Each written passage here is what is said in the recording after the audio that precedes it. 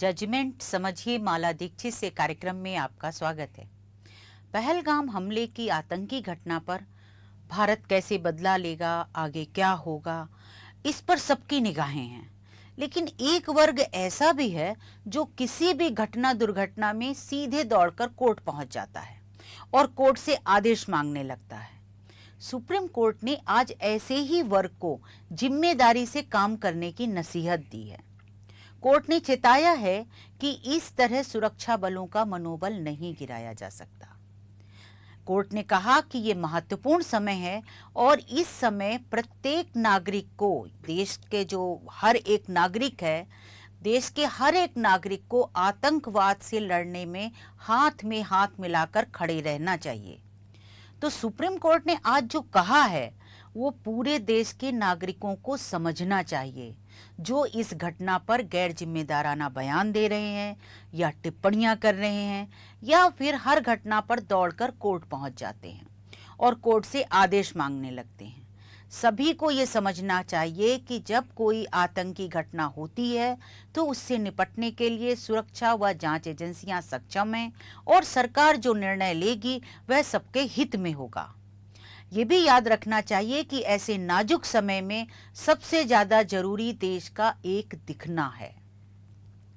तो अब थोड़ा सा विस्तार से जानते हैं कि मामला क्या था जिस पर सुप्रीम कोर्ट ने आज इस तरह की टिप्पणियां की हैं।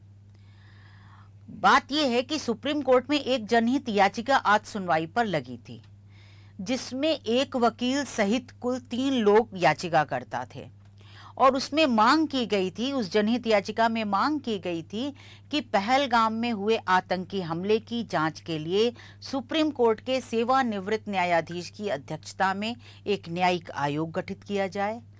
दूसरी मांग ये की गई थी कि केंद्र सरकार और केंद्र शासित प्रदेश जम्मू कश्मीर, सीआरपीएफ, एनआईए को आदेश दिया जाए कि वे पर्यटकों की सुरक्षा सुनिश्चित करने के लिए एक एक्शन प्लान तैयार करें।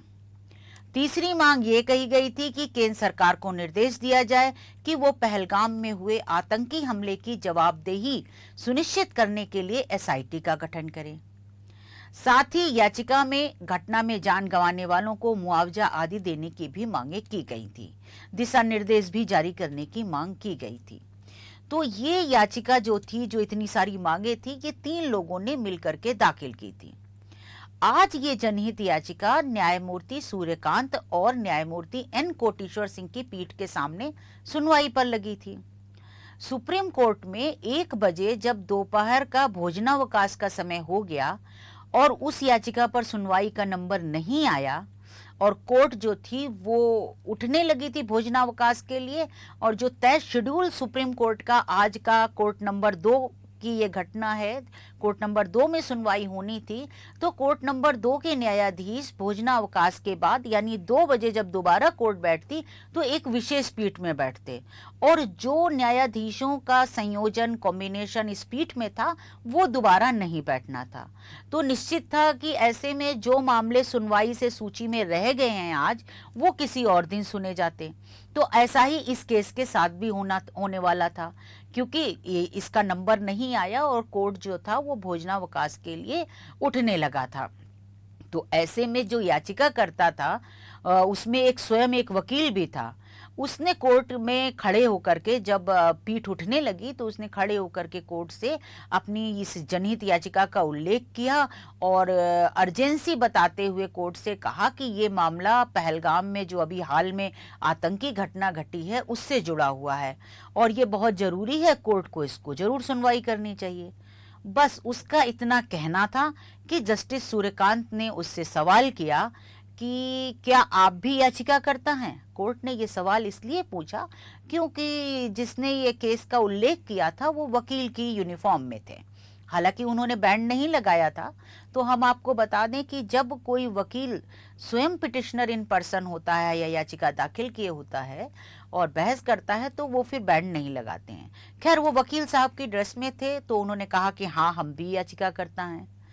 तब जस्टिस सूर्यकांत ने कहा कि जब उनको नसीहत दी जस्टिस सूर्यकांत ने तुरंत कि कृपया आप जिम्मेदार वकील बने, क्योंकि वो वकील की ड्रेस में थे, तो जस्टिस सूर्यकांत ने कहा उनसे कि आपको जिम्मेदार वकील बनना चाहिए।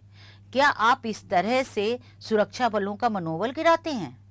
यानी आपको इस तरह से जो आपकी याचिका में चीजें कही गई हैं, तो ये मनोबल, कोर्ट का कहना था कि इससे आपकी याचिका में की गई मांगों से और कही गई बातों से सुरक्षा बलों का मनोबल गिरता है। कोर्ट ने यह भी कहा कि आप याचिका में मांग कर रहे हैं कि सुप्रीम कोर्ट और हाई कोर्ट के रिटायर्ड जज जो है, सुप्रीम कोर्ट के रिटायर्ड जज की अध्यक्षता में जांच की जाए। तो जरा आप ये बताइए कि सुप्रीम कोर्ट और हाई कोर्ट के जज कब से जांच के विशेषज्ञ बन गए हैं? उनमें ये काबिलियत कब से आ गई है कि वो जांच कर लेंगे? जस्टिस सूर्यकांत ने कहा कि जजेस जो हैं वो केवल विवादों का फैसला करते हैं, विवादों का निपटारा करते हैं। वो कोई जांच के विशेषज्ञ नहीं होते और ना ही वो जांच कर सकते हैं। जब कोर्ट इतनी बातें कह गया तो वकील ने देखा कि कोर्ट का रुख तो बहुत नकारात्मक है, तो उसने कहा कि हम अपनी ये जो मांग है कि जांच सुप्रीम कोर्ट के रिटायर्ड जज की अध्यक्षता में कराई जाए, एक कमीशन गठित हो, हम अपनी ये मांग वापस लेते हैं। लेकिन सुप्रीम कोर्ट उन छात्रों के लिए कोई आदेश दे जो जम्मू कश्मीर के छात्र हैं और दूसरे राज्यों में पढ़ाई कर रहे हैं, उनकी सुरक्षा के बारे में कोर्ट आदेश दे। जब याचिकाकर्ता वकील ने ये बात कही तो कोर्ट फिर से नाराज हुआ और कोर्ट ने कहा कि आपको मालूम नहीं है कि आपने अपनी याचिका में क्या मांगे रखी हैं। आपने अपनी याचिका में मांग की है कि जिसमें कहा गया है कि जो सुप्रीम कोर्ट के रिटायर्ड जज हैं वो जांच करें। आपने उसमें निर्देश मांगा है और अब आप कह रहे हैं कि छात्रों की सुरक्षा के लिए कोर्ट आदेश दे। आपने तो अपनी जो मांगे की हैं याचिका में उसमें कहीं पर भी छात्रों का जिक्र नहीं किया है।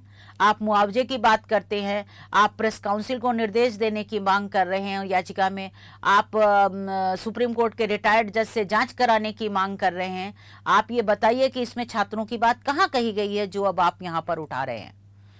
तो और आप उसके लिए छात्रों के लिए अब निर्देश मांग रहे हैं। कोर्ट ने थोड़ी नाराजगी जताते हुए कहा कि आपने जो ये सारी मांगे की हैं, यानी इस तरह की जो याचिका दाखिल की है गैर जिम्मेदाराना, उसके लिए कोर्ट को रात में बैठकर के इस याचिका को पढ़ना पड़ा सारी चीजें। और आज अब जब आप बहस का मुद्दा आया तब आप छात्रों की बात करने लगे हैं।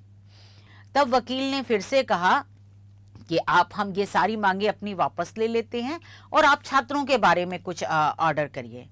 लेकिन कोर्ट ने उसको फिर से सीख देते हुए कहा, और सिर्फ उस वकील या उन 3 याचिकाकर्ताओं को कोर्ट ने सीख नहीं दी, कोर्ट ने सभी से कहा कि ये मौका बहुत संवेदनशील है और इस समय की संवेदनशीलता को समझा जाना चाहिए।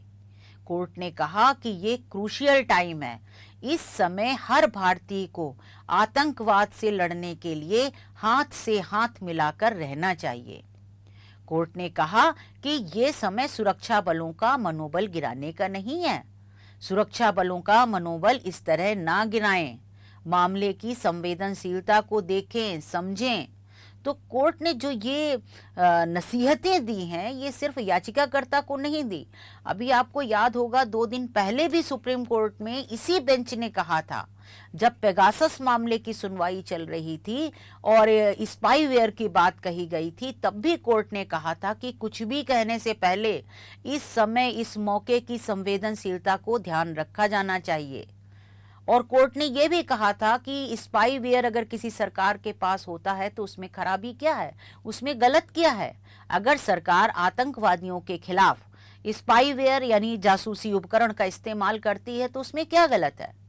सवाल तो ये होना चाहिए कि वो किसी इंडिविजुअल यानी किसी व्यक्ति के खिलाफ तो नहीं यूज हुआ गया, और उसको देखेगा कोर्ट, उस पर गौर करेगा।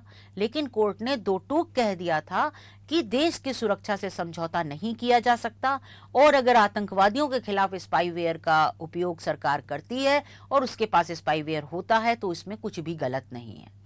और वो जो कल की सुप्रीम कोर्ट की वो हेयरिंग थी पेगासस वाली, उसको और आज की जो सुप्रीम कोर्ट की सीख है कि मौका बहुत संवेदनशील है, मौके जितना नाजुक है उसको समझा जाना चाहिए, और इस तरीके के गैर जिम्मेदाराना चीज़ें जो हैं कि याचिका दाखिल कर दी, मांगे करने लगे कि सुप्रीम कोर्ट के जज जांच करें। आखिर जब जांच एजेंसी लगी हुई है, सब हो रहा है, तो इस तरह से नहीं करना चाहिए, क्योंकि ऐसे में जो सुरक्षा बल है उनका मनोबल गिरता है। कोर्ट की ये नसीहत थी। तो आज जो कोर्ट ने कहा है, अब देखते हैं कि आगे लोग कितना समझ पाते हैं इस चीज को, क्योंकि इशारा तो सभी के लिए है। जब कोर्ट ने कह दिया पूरे देश के हर एक नागरिक को हाथ से हाथ मिलाकर खड़े रहना चाहिए, इसका मतलब है कि कोर्ट का संकेत पूरे देश के लिए है। कोर्ट ने देश के सभी नागरिकों से कहा है कि इस समय एकजुट रहो, एक रहो, और इस तरह की बेवजह की चीजें मत करो, और ये जो है एक यूनिटी दिखाई देनी चाहिए, ये एक मैसेज दिया है कोर्ट ने। तो बस आज इतना ही, और फिर कभी इस पर कुछ कोर्ट कहेगा इस मामले में तो हम उससे आपको जरूर अवगत कराएंगे। तब तक के लिए आज्ञा दीजिए। धन्यवाद।